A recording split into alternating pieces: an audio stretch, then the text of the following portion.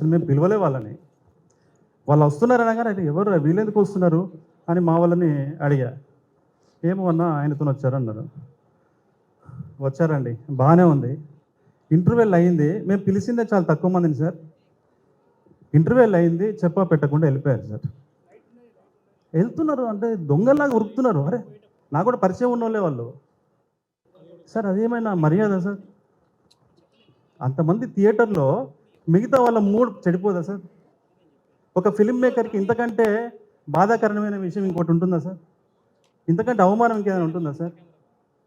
సరే పోయారు. మా వాళ్ళు ఏమన్నారంటే, సాయి నితిన్ పోనీయండి సార్, వాళ్ళకి నచ్చలేదు, ఇది అందరికీ నచ్చే సినిమా కాదు, మీరు టెన్షన్ పడకన్నారు. కానీ ఒక డైరెక్టర్ ఎంత బాధపడి ఉంటాడు సార్? సరే వెళ్ళిపోయారు. వెళ్ళిపోయిన తర్వాత 2-3 రోజులు సార్ మొత్తం నెగటివ్గా ప్రచారం మొదలుపెట్టారు సార్. అసలు అది వాడు డైరెక్టరే కాదు, సినిమా తీయనీకి రాలేదు, అది సినిమానే కాదు, ఒక్క షో ఆడదన్నారు సార్.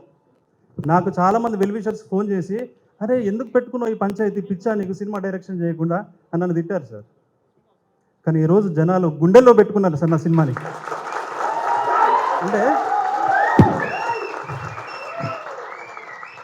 అంటే ఈరోజు ఏదో మనం గెలిచామని, మన సినిమా హిట్ అయిందని బలుపుతోనో గర్వంతో నేను చెప్పట్లేదు సార్.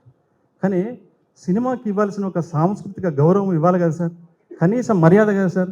దయచేసి నేను ఈ సందర్భంగా చెప్తున్నా, ఎవరు ప్రివ్యూకి పిలిచినా కూడా మీకు పోవాలనిపిస్తే పోండి, మధ్యలో రాకండి సార్ ప్లీజ్. ఇంతకంటే ఒక ఫిలిం మేకర్కి ఇంతకంటే అవమానం ఇంకేం ఉండదు సార్. ఇంతకంటే అవమానం ఉండదు సార్. ఈరోజు ఈ సినిమాను చూసిన వాళ్ళంతా ఇంకా బాగా తీయొచ్చు, సెకండ్ హాఫ్లో అలా ఉండొచ్చు, దీన్ని జడ్జ్ చేయడం మాకు ఈజీ, ఇలా చేయొచ్చు అలా చేయొచ్చు అని అనుకుంటుండొచ్చు. కానీ సార్ చాలా అవమానాలని, అవహేళనని దాటుకొని మేము 2 ఏళ్ళు అయింది సార్ ఇక్కడికి రావడానికి. 2 ఏళ్ళ నుంచి కష్టపడితే ఇక్కడ వచ్చాం మేము. 2 years అయింది సార్. మేము ఒక పెద్ద యుద్ధమే చేయాల్సి వచ్చింది సార్ మేము ఇంత దూరం రావడానికి. ఈ యుద్ధంలో భాగమైన యూనిట్ సభ్యులకు, లైట్ మెన్ నుంచి కెమెరామెన్ నుంచి ఆర్టిస్టులు, నటులు, నటీనటులు, ప్రొడక్షన్, రాహుల్, వీళ్ళ team, ETV team, marketing team, అంటే నేను చాలా లేట్ అయింది కాబట్టి ఒక్కొక్క ఇండివిజువల్గా నేను చెప్పట్లేదు. ధని ఏలే గారు పబ్లిసిటీ డిజైనర్, సురేష్ అన్న, సీనన్న పిఆర్ఓస్, అందరికి సార్, వంశీ అన్న, బన్నీ అన్న, బన్నీ అన్న లేడు, సారీ బన్నీవాస్ గారు లేరు, అందరికి కూడా thank you sir, thank you so much. ఇది ఇలాగే కొనసాగుతుంది సార్. డెఫినెట్లీ నెక్స్ట్ వీక్ కూడా ఇది విజృంభిస్తుంది సార్. ఫైనల్గా ఒకటి చెప్తా సార్, బోసు నాకు సురేష్ బొబిలి ద్వారా పరిచయం అయ్యాడు సార్. ఒక డిఫరెంట్గా ఉన్నాడు మనిషి అని చెప్పి అనుకున్నాను. కానీ జీవితం ఉంది ఇతనిలో, ఒక తడి ఉంది ఇతనిలో, వీడు మట్టి మనిషి ఇతను అని నేను నమ్మిన. ఒకరోజు నన్ను కలవడానికి ఖమ్మం నుంచి వచ్చాడు. అన్న ఖమ్మం నుంచి వచ్చిన అన్న, బస్ దిగిన అన్న, ఆఫీస్కి రమ్మంటారా అన్న అన్నాడు. ఆఫీస్కి వచ్చేసే అన్న. ఆఫీస్ మళ్ళీ కాసేపు తర్వాత ఫోన్ చేశాడన్న, అన్న ఫిలిం నగర్ వచ్చిన అన్న, ఆఫీస్కి రావచ్చా అన్న అన్నాడు భయంగా. అరే వచ్చేరా రమ్మన్నా కదా అన్న. గేట్ దగ్గరికి వచ్చిన, ఆఫీస్ లోపలికి రావచ్చా అన్నాడు. ప్రామిస్ సార్, అడగండి కావాలండి. గేట్ దగ్గరికి వచ్చిన, ఆఫీస్కి రావచ్చా అన్న అన్నాడు. రమ్మన్నా. రిసెప్షన్లో ఉన్నా అన్న, లోపలికి రావచ్చా అన్న అన్నాడు. గుండె కలుక్కుమన్నా సార్. ఎందుకంటే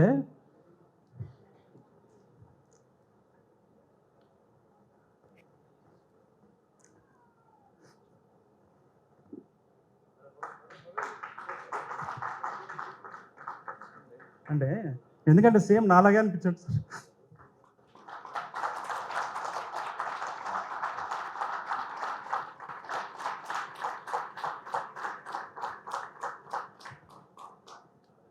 అంటే ఆ ఇన్నోసెన్స్, అంటే సేమ్ నేను కూడా ఒక ఫియర్ ఆఫ్ రిజెక్షన్తో, ఇన్ఫీరియారిటీ కాంప్లెక్స్తో కంటెంట్ పెట్టుకొని కూడా బాధపడుతుండేవాను సార్. డైరెక్టర్ ముందు నాకు కనిపించాడు సార్.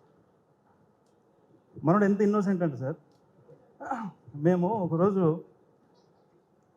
బట్టలు కొనుక్కుందామని పోయినాం సార్.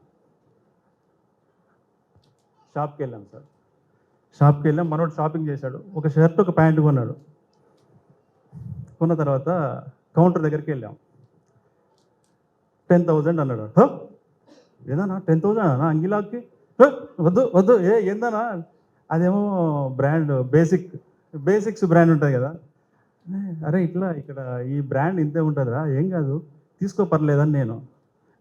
పోనా 500కి షర్ట్ అవుతుంది, వద్దు వద్దు మాకు వద్దు అన్నాడు. వాడు ఇట్లా చూస్తున్నాడు. అరే అది అంతేరా, నీ బలవంతంగా తీసుకొని వచ్చిన అంటే అంత ఇన్నోసెన్స్ సార్ మనం. మీరు చూస్తూ ఉండండి, నెక్స్ట్ ఒక మారీ సెల్వరాజ్, ఒక వెట్రిమారన్ నితిన్ గారు అన్నట్టుగా మీరు చూస్తూ ఉండండి, రాసి పెట్టుకోండి. Tanmay, thank you so much. Bittu, Mittapalli Surender, Bittu, Sail Kampati, Suresh Bobbili, వీళ్ళు డోలాముఖి సబాల్టన్ ఫిలిమ్స్ ఆర్మీ. నా వెనకాల కనపడడానికి ఇష్టపడని ముఖాలు చాలా ఉన్నాయి. వాళ్ళందరికీ కూడా థ్యాంక్ యూ. ముఖ్యంగా పూజారి నాగేశ్వరరావు గారు ఈరోజు రాలేదు, నా వెనకాల నిలబడ్డందుకు thank you so much sir. Thank you sir. ఇంకా నేను ఇంతకంటే ఎక్కువ మాట్లాడలేను.